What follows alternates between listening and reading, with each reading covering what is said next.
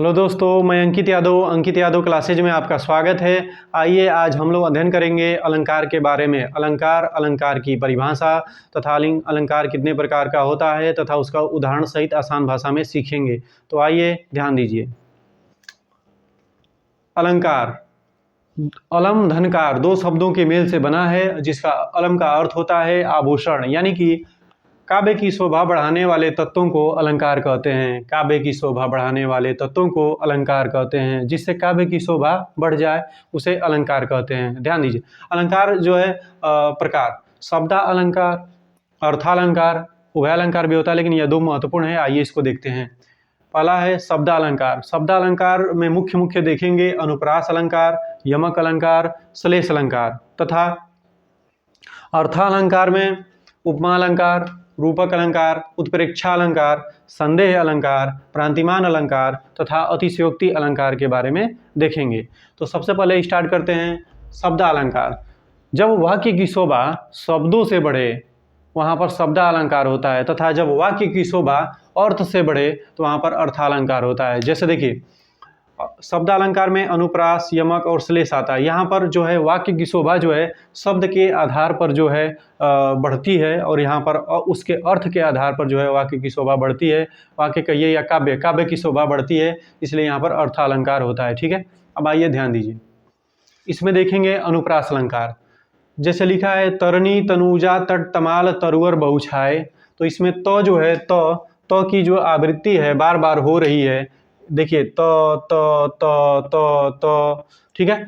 तो तरनी तनुजा तट तमाल, जब एक ही वर्ण की आवृत्ति बार बार हो वहां पर अनुप्रास अलंकार होता है।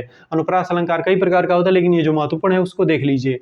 तरनी तनुजा तट तमाल तरुवर बहुछाए। ठीक उसी प्रकार चारु चंद्र की चंचल किरणें खेल रही थी जल थल में, तो च वर्ण की आवृत्ति बार बार हो रही है, इसलिए यहाँ पर अनुप्रास अलंकार होगा। रघुपति राघव राजा राम में र की आवृत्ति जो है बार बार हो रही है, इसलिए यहाँ पर अनुप्रास अलंकार होगा। जैसे हम कहते हैं सरवन द्वारा हवे संचरे साले सकल शरीर, तो इसमें 100 वर्ण की आवृत्ति जो है बार बार होती है, इसलिए यहाँ पर अनुप्रास अलंकार होता है। तो इसका मतलब आप समझ गए कि जिसमें एक ही वर्ण की आवृत्ति बार बार हो वहाँ पर अनुप्रास अलंकार होता है, जो ये सब उदाहरण दिए गए हैं। ठीक है, अब ध्यान दीजिए। अब अगला देखेंगे यमक अलंकार के बारे में। यमक अलंकार किसे कहते हैं? जब जो है काव्य में या वाक्य में एक ही जो शब्द है एक से अधिक बार आवे, एक से अधिक बार, और उसका अर्थ जो है अलग अलग हो, वहाँ पर जो है यमक अलंकार होता है। जैसे कनक कनक तय सौगुनी मादकता अधिकाय, वा खाए बहुराय जग वा पावे बहुराय।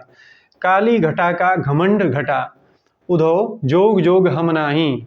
और भी है उर्मिला तो उर्मिला, विदा करो यह समय नहीं है मिलने का। देखिए यहाँ पर देखिए, कनक कनक तय सौगुनी मादकता अधिकाय। कनक एवं कनक का अर्थ होता है सोना, एवं कनक का अर्थ होता है धतूरा। तो कनक कनक तय सौगुनी मादकता अधिकाय। देखिए अगर कोई सोना पा जाएगा माने गोल्ड, तो भी और जो कनक यानी कि धतूरा पा जाएगा वो भी। आगे देखिए वो क्या लिखे हैं, कनक तनक ते सौगुनी मादकता अधिकाय, वा खाए बहुराय जग। जिसको खा करके आदमी यानी जग माने संसार बहुरा जाता है, वा पावे बहुराय, जिसे पा करके आदमी बहुरा जाता है। कहने का मतलब यह है कि सोना को पा करके और धतूरा को खा करके लोग जो है पागल हो जाते हैं। आशय यही है, तो यही यहाँ पर लिखा गया है। अब आगे देखिए, काली घटा का घमंड घटा। काली घटा यानी काली बादल, जो काले बादल हैं उनका जो है घमंड घटा माने घटना माने कम हो गया है। यहाँ पर घटा शब्द का दो अर्थ हो गया, यहाँ पर काली घटा हो गया और घटा माने कम होना हो गया, घटना हो गया। उधो जोग जोग हम नाही, उधो जोग जोग हम नाही।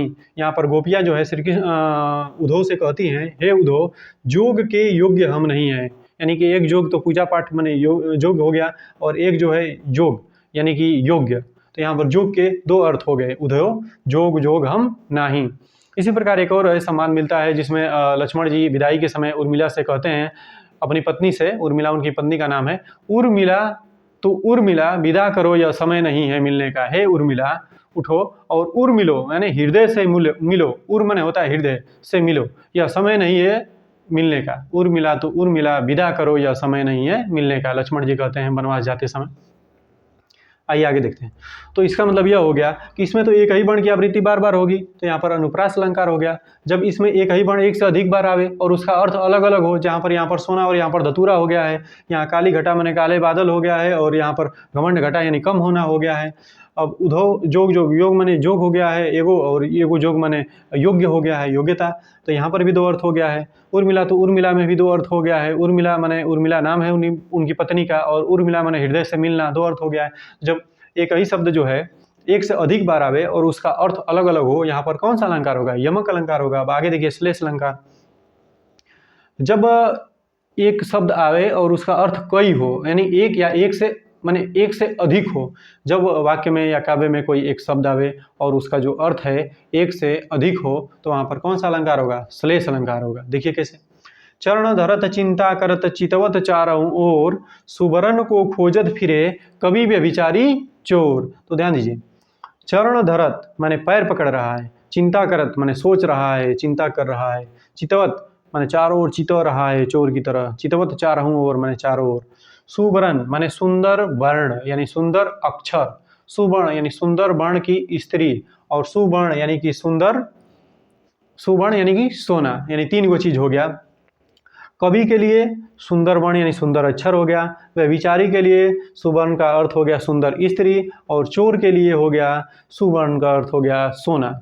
कवि जो है सुंदर अक्षर खोजते हैं, व्यभिचारी जो है सुंदर स्त्री खोजता है, और चोर जो है सोना खोजता है। अब ये खोजने के लिए क्या क्या करते हैं देखिए, कवि जो है चिंता करता है, क्या करता है? चिंता यानी सोचता है। व्यभिचारी जो है चरण धरत माने पैर पकड़ता है, और चोर जो है चितवत चारों ओर चितो रहा है, माने खोज रहा है कहाँ चोरी करने के लिए मिल जाए।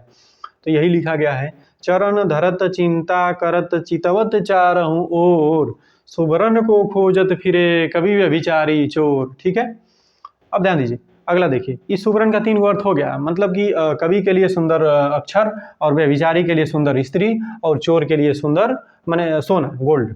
ठीक है, तीन गो अर्थ हो गया, यानी धन भी कह सकते हैं चोर के लिए।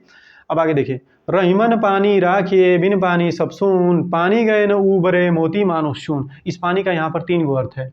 रहीमदास जी कहते हैं कि अगर आपका पानी चला गया, पानी गए न उबरे मैंने इसको बचाइए उबरना से, मैंने खत्म होने से, पानी गए न उबरे, मोती मोती का पानी यानी कि चमक, और मनुष्य पानी यानी कि मर्यादा, और छूने का पानी बहुत ही जरूरी है। इस पानी का तीन गो अर्थ हो गया, मोती के लिए चमक, मनुष्य के लिए मर्यादा, और चूना के लिए पानी। पानी का अर्थ जल हो गया चूना के लिए। ठीक है, तो इस पानी का कितना अर्थ हो गया? तीन। एक ही बार यह शब्द मान लीजिए यहाँ पर आया है, नीचे वाले में देखेंगे हम लोग, क्योंकि इसमें श्लेष अलंकार है नीचे वाले में, पानी गए न उबरे मोती मानुष शून, तो इस पानी का तीन गो अर्थ है। ठीक उसी प्रकार यहाँ सुवर्ण का भी तीन गो अर्थ था। तो जब एक ही शब्द आवे और उसका अर्थ जो है एक से अधिक बार हो, तो वहाँ पर कौन सा अलंकार होगा? श्लेष अलंकार। और यहाँ पर क्या है कि एक शब्द एक से अधिक बार आवे और उसका अर्थ अलग अलग हो, माने कि यहाँ पर शब्द जो है एक बार नहीं एक से अधिक बार आएगा, एक बार दो बार तीन बार जो भी है, और उसका अर्थ जो है अलग अलग होना चाहिए। और यहाँ पर एक ही बार आना चाहिए और उसका अर्थ जो है कई गो होना चाहिए, एक दो तीन जितना भी हो सके उसका अर्थ। ठीक है, तो इतना आप लोग समझ गए, अनुप्रास समझ गए, यमक समझ गए, और श्लेष अलंकार समझ गए। अब आगे हम लोग देखेंगे अर्थालंकार, जिसकी शोभा। अब देखिए एक और चीज ध्यान दे लीजिए, यहाँ पर देखिए शब्द से ही शोभा बढ़ा है। च च च र र र र र, ये सब शब्दों में ही हो रहा है। यहाँ पर देखिए कनक कनक शब्द है, इसके माध्यम से इसका शोभा बढ़ा है, और यहाँ पर सुवर्ण एक शब्द है, इससे इसका शोभा बढ़ा है। इसलिए अनुप्रास, यमक और श्लेष जो है शब्दालंकार कहलाते हैं। ठीक है, यहाँ पर शब्द से शोभा बढ़ा है। अब आगे देखिए दोस्तों, थोड़ा हो सके तो हमारा चैनल को सब्सक्राइब भी कर दीजिएगा। अर्थालंकार, जब वाक्य की शोभा अर्थ के आधार पर बढ़े तो वहाँ पर अर्थालंकार होगा। जैसे उपमा, रूपक, उत्प्रेक्षा, संदेह, भ्रांतिमान, अतिशयोक्ति, ये सब अलंकार हैं। जो महत्वपूर्ण है उसी को देखा जाएगा, जो बार बार परीक्षा में पूछे जाते हैं। उपमा अलंकार को देखिए, पहले आप समझ लीजिए कि उपमेय क्या होता है, उपमान क्या होता है। जैसे विशेषण विशेष से देखते हैं, ठीक उसी प्रकार उपमेय जो है एक संज्ञा है, ठीक है, और उपमान जो है एक तुलना किया जाता है, जिससे तुलना किया जाता है। समझ में आ गया? ध्यान दीजिए, जैसे लिखा है मुख यहाँ पर उपमेय है, और चंद्रमा सा यानी उपमान है, चंद्रमा की से तुलना किया गया है। तो यहाँ पर उपमा अलंकार उसे कहते हैं जहाँ उपमेय की तुलना उपमान से की जाए, तो वहाँ पर कौन सा अलंकार होता है? उपमा अलंकार। तुलना की जाए, बस तुलना करना है। जैसे मुख चंद्रमा सा सुंदर है, मुख कैसा है, चंद्रमा सा सुंदर है, यानी मुख जो है चंद्रमा की तरह सुंदर है। बस यहाँ चंद्रमा से जो है यहाँ पर तुलना किया गया है मुख का। पीपर पात सरिस मंडोला, पीपर के पत्ते की तरह कोमल मन डोल रहा है। पीपर पात यानी पीपर के पत्ते की तरह, सरिस माने कोमल, मन जो है डोल रहा है। किसकी तरह मन डोल रहा है, पीपर के पत्ते की तरह, यानी पीपल के पत्ते से यहाँ पर तुलना किया गया है मन का। ठीक है, तो अब बात समझ में आ गया। यहाँ पर एक जो है उपमेय का उपमान से तुलना किया जाता है, बस इतना ही आप समझ सकते हैं, सबसे आसान है। इसमें ऐसे रहेगा, तुलना की तरह आपको दिखाई देगा, जैसे मुख चंद्रमा सा और पीपर पात सरिस मंडोला। अब आगे देखिए रूपक अलंकार। रूपक अलंकार में उपमेय का उपमान से तुलना करके अभेद रहित कर दिया जाता है, माने उसमें अंतर जो है समाप्त कर दिया जाता है, भेद जो है समाप्त कर दिया जाता है। जैसे चरण कमल बंदो हरिराई, चरण कमल माने कमलवत चरण या कमल रूपी चरण की वंदना करता हूँ, यानी कि हरि की, मैं भगवान के कमलवत चरण की वंदना करता हूँ या कमल रूपी चरण की वंदना करता हूँ। कमल रूपी चरण यानी कि चरण जो है कैसा है, कमल की तरह है, और अभेद रहित भी कर दिया गया है, यानी कमल रूपी ही है। ठीक है, तो अब यहाँ देखिए मीराबाई जी कहती हैं, पायो जी मैंने राम रतन धन पायो। मीराबाई कहती हैं कि पायो जी मैंने राम रतन धन पायो। वो तो धन पाई हैं, धन पाई हैं, कैसा पाई हैं, राम रतन रूपी धन पाई हैं। ठीक है, तो पायो जी मैंने राम रतन रूपी धन को पाया। ठीक है, पाई मीराबाई का है, या पायो जी मैंने राम रतन धन पायो। ठीक है, अब देखिए इसमें क्या हुआ है, उपमेय का उपमान में तुलना करके अभेद रहित कर दिया गया है, बस इतना ही है। अब आगे देखिए उत्प्रेक्षा अलंकार। उत्प्रेक्षा अलंकार में शब्द आएगा बीच में, मानो, मनु, मनहु, जानो, जनु, जनहु, ये सब शब्द बीच में आपको कहीं ना कहीं दिखाई देगा। जैसे मुख मानो चंद्र है, मुख मानो चंद्र है, यानी मुख कैसा माना जा रहा है, चंद्र की तरह। तो यहाँ बस यही है कि मुख जो है यहाँ पर उपमेय है और चंद्र जो है उपमान है, तो उपमेय जो उपमेय है वो उपमान माना जा रहा है। ठीक है, तो यहाँ पर मानने के लिए मानो, मनु, मनहु, जानो, जनु, जनहु भी लिख सकता है। सोहत, ओढ़े, पीत, पटे, सब कई उदाहरण आप लोग देखते हैं। तो उत्प्रेक्षा अलंकार आप समझ गए होंगे, क्योंकि यहाँ पर जो है मानो, मनु, मनहु, जानो, जनु, जनहु शब्द जो है आते हैं बीच में, आपको दिखाई देगा। संदेह अलंकार। संदेह अलंकार में संदेह आपका बना रहेगा, जब किसी चीज़ को आप देखेंगे या कोई रचना रहेगी, चाहे कब जो भी है, उसमें संदेह आपका बना रहेगा। जैसे यह मुख है या चंद्र है, यह मुख है या चंद्र है, किसी चीज़ को देखने के बाद यह मुख है या चंद्र है, संदेह बना हुआ है, कन्फर्म नहीं है कि यह चंद्र ही है चाहे यह मुख ही है, लेकिन संदेह बना हुआ है, यह मुख है या चंद्र है, यानी कि उपमेय और उपमान दोनों का जो है यहाँ पर संदेह बना हुआ है। अब देखिए रस्सी है या सांप है, मान लीजिए आप देख लिए नीचे, रात को अंधेरे में दिखाई दिया आपको एक रस्सी, अब संदेह में है कि रस्सी है कि सांप है। अब संदेह में आगे नहीं जा रहे हैं, क्योंकि सांप भी हो सकता है, रस्सी भी हो सकता है, तो यहाँ पर संदेह आपका बना हुआ। अगर कन्फर्म हो जाए कि नहीं यह रस्सी है, तब धड़ से नहीं आप आगे चले जाएंगे, रस्सी है कुछ नहीं होगा। अब बात समझ में आया। तो संदेह अलंकार में संदेह जो है बना रहता है, रस्सी है या सांप है, संदेह बना है, अब रस्सी है आगे या सांप है आप नहीं जाएंगे, क्योंकि सांप भी हो सकता है, संदेह आपका बना हुआ है। लेकिन इसमें देखिए भ्रांतिमान में रस्सी नहीं सांप है, कन्फर्म हो गया यहाँ पर कि यह रस्सी नहीं सांप है, भ्रम जो है निश्चय में बदल गया, भ्रम जो है निश्चय में बदल गया। आप ऐसे देखें रस्सी नहीं सांप है, यहाँ पर है रस्सी नहीं सांप है, जब कह दिए कि रस्सी नहीं सांप है, बस हटिए उधर मत जाइए, अब सांप है, दिक्कत हो जाएगा आपको, कन्फर्म हो गया आपको कि भ्रम जो था आपका वह निश्चय में बदल गया। तो भ्रांतिमान अलंकार आप समझ गए। संदेह और भ्रांतिमान में मात्र इतना सा ही अंतर है, इसलिए यहाँ पर छोटा उदाहरण देकर के आपको बताया गया है। इसमें जो है आपका संदेह यानी कि भ्रम जो है बना रहेगा, जैसे रस्सी है या सांप है, अब भाई कन्फर्म नहीं है, और इसमें रस्सी नहीं सांप है, कन्फर्म हो गया कि रस्सी नहीं सांप है। नारी भी सारी है कि सारी बीच नारी है, सब भी उदाहरण लिए जाते हैं। अब आगे देखिए अतिशयोक्ति अलंकार। जब किसी चीज़ को बढ़ा चढ़ा के कहा जाए, बढ़ा चढ़ा के, तो वहाँ पर कौन सा अलंकार होगा, अतिशयोक्ति अलंकार। जैसे आगे नदियाँ बड़ी अपार, घोड़ा उतरे कैसे पार, राणा ने सोचा इस पार, तब तक चेतक था उस पार। आगे नदियाँ बड़ी अपार, आगे नदी बहुत बड़ी थी, घोड़ा उतरे कैसे पार, घोड़ा को उस पार जाना था, राणा ने सोचा इस पार, राणा भी घोड़ा पर बैठ के सोच रहे थे, तब तक चेतक था उस पार, तब तक चेतक उस पार चला गया था। इसलिए यहाँ पर कौन सा अलंकार है, अतिशयोक्ति अलंकार। आइए एक बार और इसको रिपीट कर लेते हैं। देखिए ये बहुत आसान है, आप बस एक बार दो बार देख लेंगे आराम से हो जाएगा। चलिए एक बार और देख लेते हैं। अलंकार काव्य की शोभा बढ़ाने वाले तत्वों को अलंकार कहते हैं। अलम धनकार दो से मिला है, अलम का अर्थ होता है आभूषण।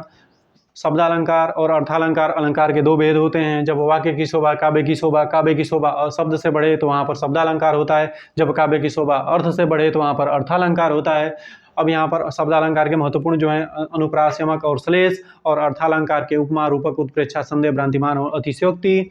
अब यहाँ पर अनुप्रास में एक ही वर्ण की आवृत्ति बार बार होगी, जैसे त त त त त, च च च च च, र र र र र, सर्वम द्वारा हवे संचरे साले सकल शरीर में स स स स, चंदू की चाचा ने चंदू की चाची को, ये सब जो बोलते हैं आप लोग, उसमें भी च च च। यमक अलंकार देख लीजिए, यमक में एक शब्द जो है एक से अधिक बार आएगा, उसका अर्थ अलग अलग होगा। जहाँ पर यहाँ पर सोना है एक कनकार्थ, एक कनकार्थ धतूरा है, एक काली घटा है और एक है घमंड घटा, यानी कि कम हो जाना है। जोग जोग मैंने योग्य के हम योग्य नहीं है, बस इतना है इसके कहना। श्लेष अलंकार में एक ही शब्द जो है आता है और उसका अर्थ जो है एक से अधिक होता है, 2-3 कितनों भी हो सकता है। सुवर्ण का यहाँ पर 3 गो अर्थ था, कवि के लिए सुंदर अक्षर, और व्यभिचारी के लिए सुंदर स्त्री, और चोर के लिए सोना। पानी का यहाँ भी 3 गो अर्थ था, मोती के लिए चमक, और मनुष्य के लिए मर्यादा, और चूना के लिए पानी। तो यहाँ पर भी 3 अलंकार, जब एक ही शब्द आवे उसका अर्थ जो है कई हो, ठीक है, तो वहाँ पर श्लेष अलंकार होता है। अभी आप देख लिए। उपमा अलंकार में जब किसी वस्तु या व्यक्ति की तुलना किसी अन्य वस्तु व्यक्ति से की जाए, वहाँ पर उपमा अलंकार होता है। जैसे पीपर पात सरिस मंडोला, पीपल के पत्ते की तरह सरिस मंडोल रहा है, तो पीपल के पत्ते की तरह तरह यानी कि तुलना किया जा रहा है यहाँ पे। मुख चंद्रमा सा सुंदर है, मुख कैसा है चंद्रमा सा, यानी चंद्रमा से तुलना किया जा रहा है यहाँ पर। रूपक अलंकार, चरण कमल बंदो हरिराई, तो यहाँ पर अभेद रहित कर दिया गया है, यानी कि चरण कमल यानी कमलवत चरण या कमल रूपी चरण को बंदो हरिराई मैंने वंदना किया जा रहा है, ईश्वर के कमल रूपी चरण की वंदना किया जा रहा है, हो गया। और पायो जी मैंने राम रतन धन पायो, पायो जी मैंने, मीराबाई का है, पायो जी मैंने राम रतन धन पायो, राम रतन रूपी धन को जो है मीराबाई प्राप्त की हैं, इस बात को यहाँ पर लिखा गया है। यह भी हो गया। उत्प्रेक्षा अलंकार, उत्प्रेक्षा अलंकार तो ऐसे ही पहचान लेंगे कोई, इसमें मानो मनो मनहु जानो जनु जनहु शब्द आ जाएंगे उसमें। संदेह अलंकार में संदेह बना रहेगा, जैसे यह मुख है या चंद्र है, संदेह बना हुआ है, चंद्र भी हो सकता है, मुख भी हो सकता है, रस्सी है या सांप है, रस्सी भी हो सकता है, सांप भी हो सकता है, यानी कि इसमें भ्रम जो है बना रहेगा। भ्रांतिमान अलंकार में जो है भ्रम जो है निश्चय में बदल जाएगा, काम खत्म, रस्सी नहीं सांप है, कन्फर्म हो गया कि रस्सी नहीं है सांप है। अतिशयोक्ति में जब किसी चीज को बढ़ा चढ़ा के कहा जाए, वहां पर अतिशयोक्ति अलंकार होता है। जैसे आगे नदियां बड़ी अपार, घोड़ा उतरे कैसे पार, राणा ने सोचा इस पार, तब तक चेतक था उस पार। दोस्तों इसको जो है आप लोग एक बार रिपीट कर लीजिएगा, इसको एक बार देख लीजिएगा, पढ़े रहेंगे, बहुत ही आसान है, आसानी से आप लोग समझ जाएंगे। और थोड़ा हो सके तो मेरा चैनल को भी आप लोग सब्सक्राइब कर दीजिएगा। मिलते हैं आपसे नेक्स्ट वीडियो में, आज के लिए इतना ही, धन्यवाद।